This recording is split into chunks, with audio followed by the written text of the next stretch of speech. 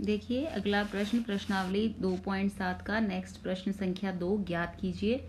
भाग करना है, पॉइंट वाली संख्याओं में भाग देना है और भाग किसका देना है? 1 के साथ 0 वाली संख्या यानी 10, 100, 1000 आदि। अब इस प्रश्न में तो हमको सिर्फ 10 का ही भाग देना है, बहुत आसान प्रश्न है। नेक्स्ट जो प्रश्न है तीसरा, उसमें 100 भी है, तो कॉन्सेप्ट एक ही है। अगर आप ढंग से कॉन्सेप्ट समझ लेते हैं इस प्रश्न का, तो नेक्स्ट प्रश्न जो है वो तीसरा, वो आपसे बहुत आसानी से हो जाएगा। तीसरा, चौथा, सब में एक ही चीज़ काम में आने वाली है। देखिए मैं आपको पहले थोड़ा सा हिंट दे देती हूँ और समझा देती हूँ। ये तो है प्रश्नावली 2.7 दूसरा प्रश्न। इसी तरह से हमने प्रश्नावली 2.6 का प्रश्न 2 किया था हल। उसमें क्या था? उसमें बिल्कुल इसी तरह से मल्टीप्लिकेशन था। पहला भाग अगर आपको ज़रा सा मैं क्विक रिवीजन बता देती हूँ, 1.3 इंटू 10 था।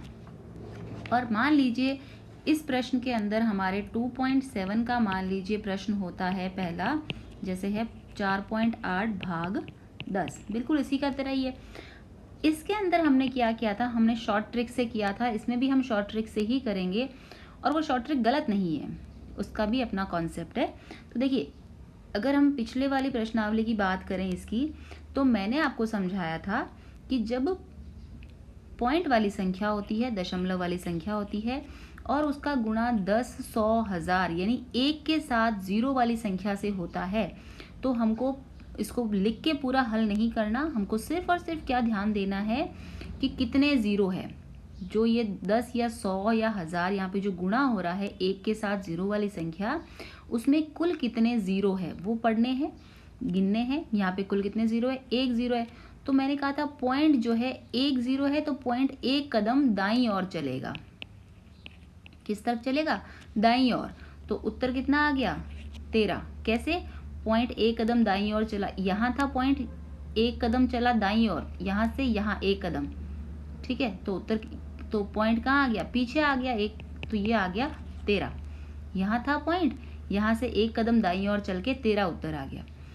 अब भाग के अंदर इसका बिल्कुल उल्टा होगा। उल्टा होगा मतलब पॉइंट दाईं ओर की बजाय पॉइंट चलेगा किस तरफ? बाईं ओर चलेगा। पॉइंट कहाँ चलेगा? बाईं ओर चलेगा संख्या के। कैसे? जब भी पॉइंट वाली संख्या, दशमलव वाली संख्या में 10, 100, 1000, 10,000 यानी 1 और उसके साथ 0 वाली संख्या का भाग हो, तो आपको उस भाग को करके देखने की कोई ज़रूरत नहीं है। आपको जितने 1 के साथ 0 है, 0 काउंट कीजिएगा, जितने 0 है पॉइंट को उतना ही कदम बाईं ओर ले चलना है। अब इस प्रश्न में भाग में कितना 0 है? 1 0 है। तो पॉइंट जो है देखिए यहाँ पर था, पॉइंट एक कदम बाईं ओर चलेगा, एक कदम, पॉइंट यहाँ आ जाएगा। उत्तर कितना आ जाएगा? 0.48। और पॉइंट से पहले हम 0 लगा देते हैं, नहीं लगाएंगे तब भी चलेगा, लगा देंगे तो और अच्छी बात है। तो उत्तर कितना आ गया? 0.48। बस ये करना है हमको। तो अगले सभी प्रश्नों में हमको क्या करना है? सब में देखिए हमारा भाग 10 से ही है। सब के अंदर सभी प्रश्नों में भाग 10 में 10 से भाग देना है। तो आप बिना पेंसिल उठाए आप सबका आंसर बता सकते हैं। यहाँ पे पॉइंट कहाँ चलेगा? एक कदम बाईं ओर। तो पॉइंट कहाँ आ जाएगा? 5 और यहाँ 2 के बीच में, यहाँ आ जाएगा पॉइंट। तो उत्तर कितना आ गया? 52.5।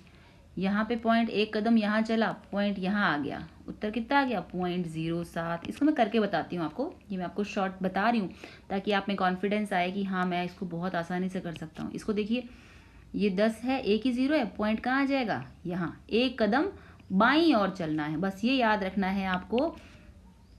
आपको क्या याद रखना है?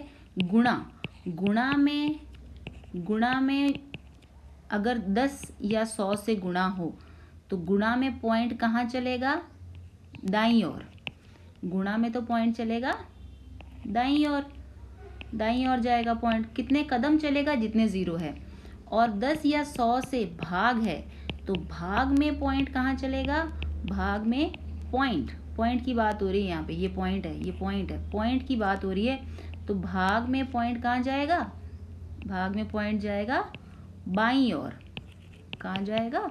बाईं ओर जाएगा। बस अगर आप ये इतनी सी चीज़ ध्यान में रखते हैं तो सारी प्रश्नावली, ये पूरी प्रश्नावली आप बिना पेन उठाए कर सकते हैं, बिना पेंसिल उठाए सीधा इसका आंसर बता सकते हैं और पीछे से अपने आंसर्स चेक कर लीजिए, बिल्कुल सही आंसर्स आएंगे।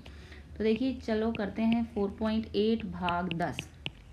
तो देखो क्या करना है, कितने ज़ीरो है, एक ज़ीरो, तो पॉइंट कहाँ जाएगा, एक कदम बाईं ओर। तो पॉइंट यहाँ से कहाँ आ गया, यहाँ, तो 0.48, आगे ज़ीरो लगा दो, 0.48। बिल्कुल इसी तरह से देखिए दूसरा भाग है 52.5 भाग 10। तो देखिए पॉइंट एक कदम बाईं ओर चलेगा, ये पॉइंट है यहाँ से बाईं ओर मतलब एक कदम बाईं ओर चलना है, तो 5.25, ये हमारा उत्तर है। बिल्कुल आसान है, बिल्कुल भी मुश्किल नहीं है। 0.7 भाग 10, तो 0.10, तो एक कदम चलाना है बाईं ओर, एक कदम यहाँ आ गया, तो ये आ गया 0.07, और पॉइंट से पहले हमेशा हम ज़ीरो लगा देते हैं, ठीक है। ये हो गया तीसरा। चौथा भाग देखिए 33.1 भाग 10, एक कदम बाईं ओर मतलब यहाँ दोनों के बीच में आ जाएगा, तो 3.31।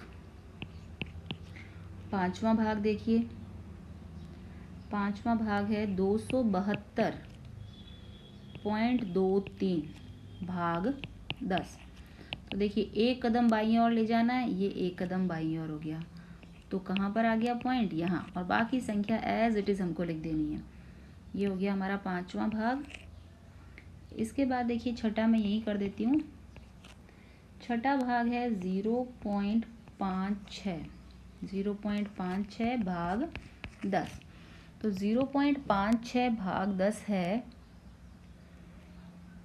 पॉइंट को हमें एक कदम बाईं ओर ले जाना है, तो एक कदम बाईं ओर पॉइंट आ गया यहाँ पे 0.056, इसके पहले हम ज़ीरो लगा देते हैं। ये हो गया सातवां भाग, करते हैं 3.97 भाग 10। 3.97 भाग 10, देखिए पॉइंट को कितना कदम, एक कदम बाईं ओर, तो ये हो गया 0.397, और यहाँ पे आगे हम लगा देंगे ज़ीरो। बस कितना आसान है, देखिए बहुत आसान है ना। तो ये हो गया हमारा प्रश्न संख्या